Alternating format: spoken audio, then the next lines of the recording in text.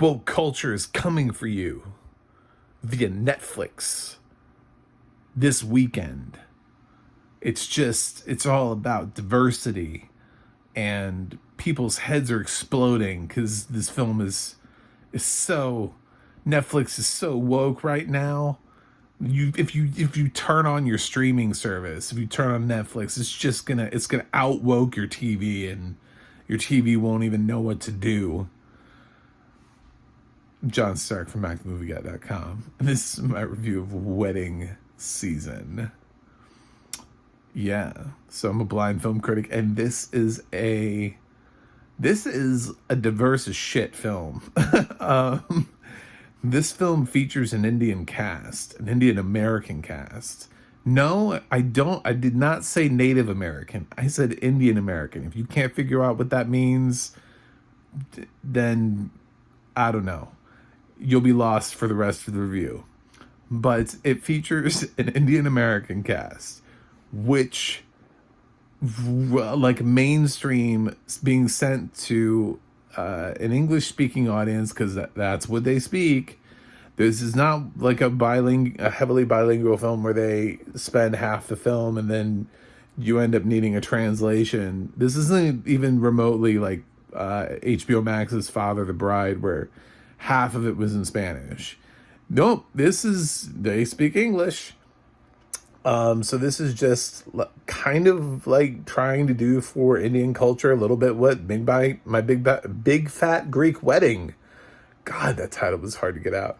Did for Greek people.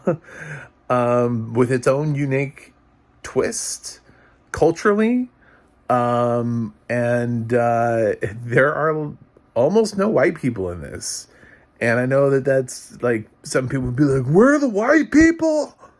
Where are they at? Like, they don't need to be in everything. They're fine. They got plenty of movies. Don't worry. You can turn it to the Hallmark Channel anytime you want, and they'll be there for you. You just watch Cheers. You can watch Friends. They've got like 10 seasons, and there are no people of any other race in either of those shows. So go back there. Yeah. So Wedding Season is a rom-com about a young girl who is getting a little bit tired of her mom nagging her all the time about why she's not married. You know, she likes her life. It's going the way she wants it to go. She's made all the choices. She's strong, independent Indian woman who don't need no man. And on the flip side, our male guy, I've already forgotten their names, and he's got a relationship with his parents because he didn't quite live up to the expectations they set forth for him. However, they also don't quite understand what it is he does for a living and how super successful he actually is, because he actually is, I guess, a well-known DJ, and he has like a DJ name, and he's made quite a bit of money. There's a point in the film where he tells the main girl that he has his like assistant / friend go by and pick up these catering meals from his dad's restaurant, and he basically just donates it to the homeless, but it gives his dad some money for the business, which is struggling. So he's actually secretly funneling money into his dad's restaurant by buying his food, and his dad doesn't even know it. And meanwhile, his dad is like, you know, mad for him not being, you know, some, I don't know, doctor or lawyer or something. It's always that like peer pressure that you see culturally in films, that they always want you to succeed, and you also have to marry somebody successful. So that's they touch on that a little bit too, because when these two are fake dating, their parents, you know, the the parents of the boy don't want the parents of the mom, the parents of the girl to find out that their son is not an MIT grad, like word on the street has that he is. But yeah, it's a cute film. It has an interesting, wide supporting cast, which is why it really reminded me a lot of Greek Wedding, because Greek Wedding was never just Nia Vardalos. If Greek Wedding was Nia Vardalos, it would not have been nearly as interesting. It was her family that brought it in, but this one is the two people, and they both have families, and both of their families are interesting. So it's this culture that's being brought in. The main girl also has a sister, who, interestingly, I actually do know who she is. She's Ariana Asfar, the actress. And fun fact, you come to my channel for fun facts. Ariana Asfar she started on American Idol. That's where she started from. That's why I know who she is. I'm that big of an American Idol fan. Is when I saw her name in the credits, I was like, oh my God, Ariana Asfar is in this. She was on season 8 of American Idol. She was a semifinalist. She did not make the top 12. She got cut between top 30, top 24, top 36, or whatever it was, in top 12. Yeah, she's been in Hamilton. And now she is basically the third largest character in this film.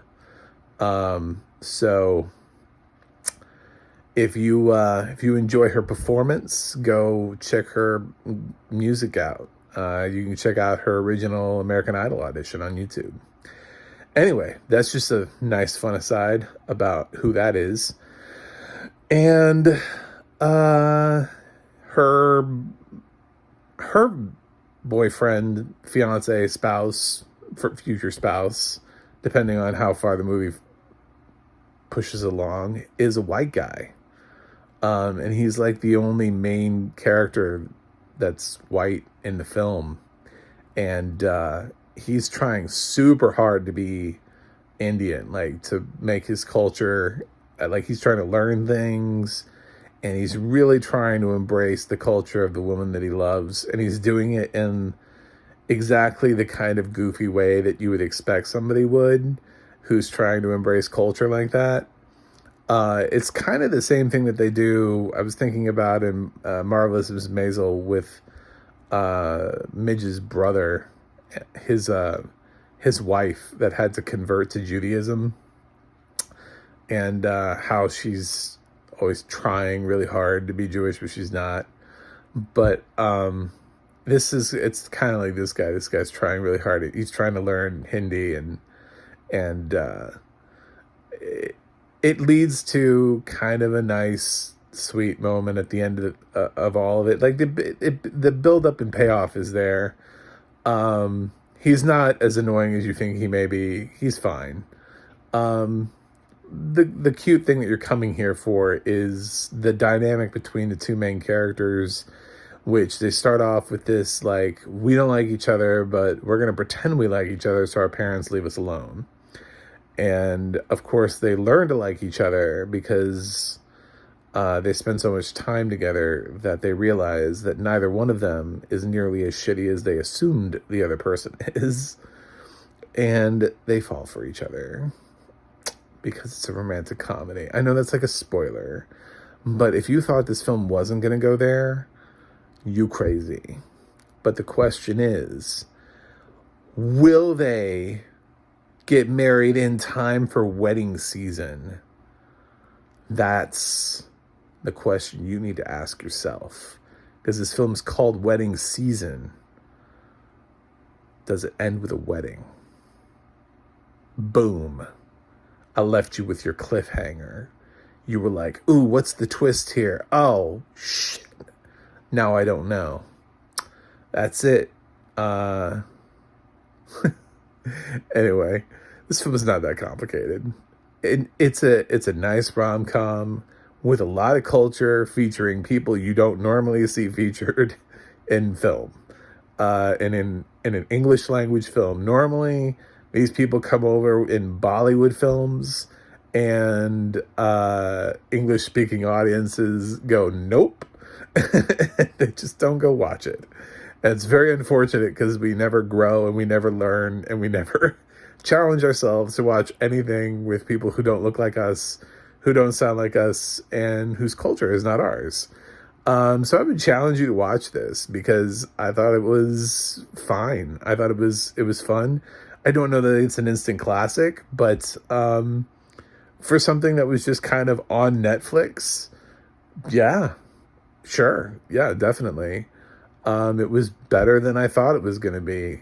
It's kind of like last week, how I felt about Purple Hearts. That was better than I thought it was going to be. So it subverted my expectations. The audio description here was fine. I have no idea if it's, properly, if there are people out there that are worried was done by somebody who was Indian. I don't know. I don't know the narrator. That's somebody else gonna have to figure that one out. There's only just so much I can do with my life. But it sounded good. It sounded fine. I followed the film just fine. So, good job. It's written by Dakota Green, who seems to write everything, or at least every time she writes something, it ends up being in the credits.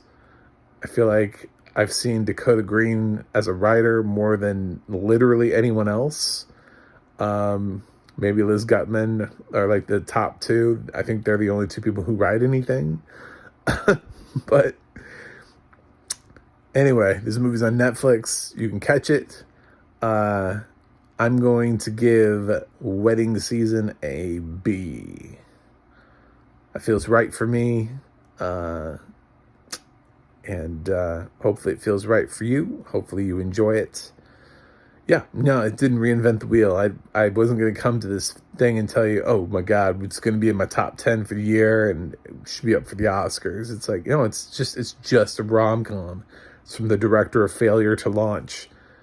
It was never going to be nominated for Academy Awards. It doesn't matter how much culture it's bringing to the world.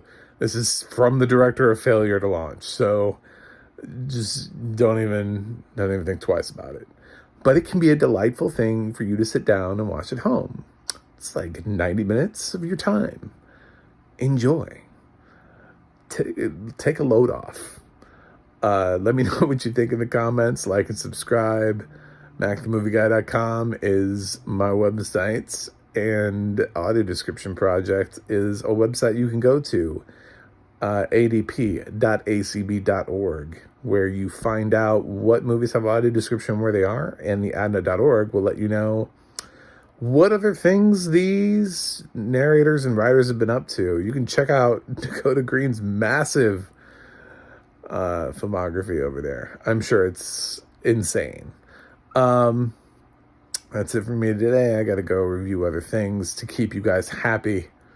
You all are very demanding. And I will be back with more reviews when I get to them. Yep. There's a new Predator movie coming out, but unfortunately none of the fucking Predator movies have any audio description on them. So that'll be fun. I just have to go straight into the brain. Cold.